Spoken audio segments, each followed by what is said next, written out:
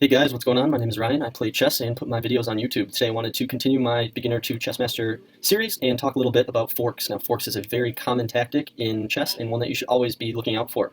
So what is a fork? Fork is a tactic whereby a single piece makes two or more direct attacks simultaneously. Most commonly, two pieces are threatened, which is also sometimes called a double attack. The attacker usually aims to gain material by capturing one of the opponent's pieces. The defender often finds it difficult to counter two or more threats in a single move, and that's why the fork is such a deadly and useful attack. The attacking piece is called the forking piece, and the pieces being attacked are said to be forked. So I've got a series of examples here, and I hope to be making a part 2 to expand a little bit on some concept talking about forks. But you can fork with any piece, basically a pawn, a knight, a bishop, a rook, and a queen. You can fork with any piece, and that's why it's a tactic that you should always be looking out for. So I wanted to start with the knight, but why start with the knight? Because it is an especially vicious and common forking tool. You'll find that you will fork the most times with a knight simply because of its abilities to jump and hop over pieces and get to, interesting positions in which you can fork with. It can threaten a wide range of targets. The knight is roughly comparable in value to a bishop, and so it is less valuable than a rook or a queen. Thus, a knight not only can attack any unprotected or loose enemy pieces, but also it can be exchanged favorably for enemy queens and rooks, regardless of whether they have protection or not. Second, the knight is unique in that its non-straight pattern of movement creates two advantages. It allows the knight to attack other pieces without fear of being captured by them, and it enables the knight to make jumps and deliver threats that are surprising to the eye and so are easily overlooked in many games. One way to build up your ability to see all the potential knight forks on the board is to look for any two pieces of your opponents that are on the squares that are of the same color as the knight where your knight sits. To spot possible knight forks, you will want to become habitually aware of the relationships between your knights and your opponent's pieces, and between his knights and your pieces. Especially as the knight progresses up the board, every rank a knight moves forward tends to bring it closer to forking targets, especially the king. Notice that once your knight reaches its 4th rank, it can attack your opponent's back rank and often his king in one move. Hence the strategic importance of planting knights on central and advanced squares, and the tactical importance of constantly looking for forks your knight might be able to deliver once it is properly developed. So in this example, I'm going to start off fairly simple and work our way up to more complicated concepts and different piece examples of forks. So in this one, we see that it is black to move, and we are about to queen this pawn, so he's almost forced to take here, and this allows us to come in with a fork, and we would come back and take that. Now, what I meant earlier by looking for two of your opponent's pieces that are on the same color square as your knight, this is a good example because right here, your knight is on a dark square, and the king and the bishop are on a dark square. So this allows us to jump to a light square and fork both of them.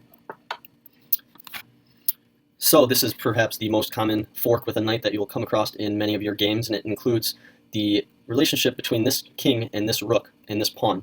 Anytime you can get your knight here in this typical setup to a d5 square, it's going to be very challenging for your opponent to try to deal with it, especially if you can somehow get protection of your knight hopping to the square by bringing your bishop here to f4 and potentially eyeing down this square if you have intentions to create this fork.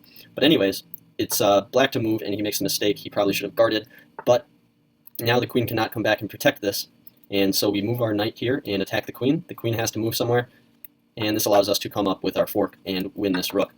Now, this is an important tactic to always keep in the back of your pocket, simply because this is one of the most common ways to use a fork in a game. A free rook. And like I said, almost any piece can fork, and this is a good example. I've talked before about the dangers of moving this f-pawn, and we will soon see why. Right now, this guy makes a mistake and takes here on this pawn with a knight, thinking it's attacked twice by this queen and this knight. If we take back, he can just take back with the queen. However, we're going to use our queen to create a fork with the king and the knight and win a free knight. We do that by bringing our queen right here, forking both the king and this knight. His only response really is to bring the pawn up, and then we win our knight.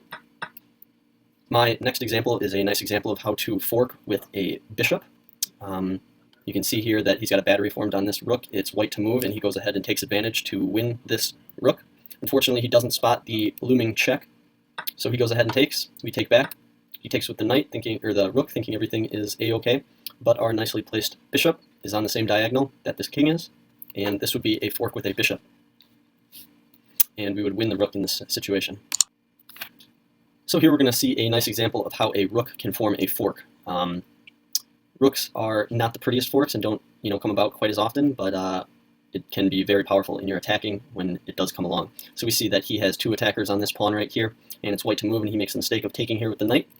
And this allows us to come up with our rook and fork both the knight and the queen. Obviously, he doesn't want to lose the queen, so we add an attacker to this knight and this queen, and he's forced to only attack it, or defend it once. You notice that right now the queen is only defending it once, and so if we can add another attacker and simultaneously attack the queen, aka the definition of a fork, we're going to win that piece. So that's what we do. We go ahead and bring our rook up, queen is forced to fall back, and we go ahead and take a free knight. Moving on to my last example of a fork, and it's a fairly complicated one. Wanted to save this for last just to demonstrate, the full power of what a fork can do. We just moved our rook here to this h8, checking the king. He recaptures with the bishop, and we come up and trade again with this rook. He takes here, and we win a free rook, forking both the king and the queen here. Notice how I talked about earlier in my video about dark squares. You have to always be looking out for, the dark squares and light square complex here. So we go ahead and fork here. He's forced to move back, and we take here with the knight. This is a little bit more of a challenging situation, but I thought it was a fun one nonetheless. Anyways, this is my first installment of Forks, and I wish you the best of luck in your chess. Thank you. Bye-bye. What's up, guys? Thanks again for watching my video here today. I really appreciate it, and if you have any questions about any specific moves or anything about the game, please leave them below. I'd love to answer those. And last but not least, if you got anything out of this video at all, or you just simply enjoyed it, I would highly encourage you to subscribe. It helps me out a lot, and that way you can, get in touch with any future videos that I put out. Anyways, have a good rest of your day, and good luck in your chess.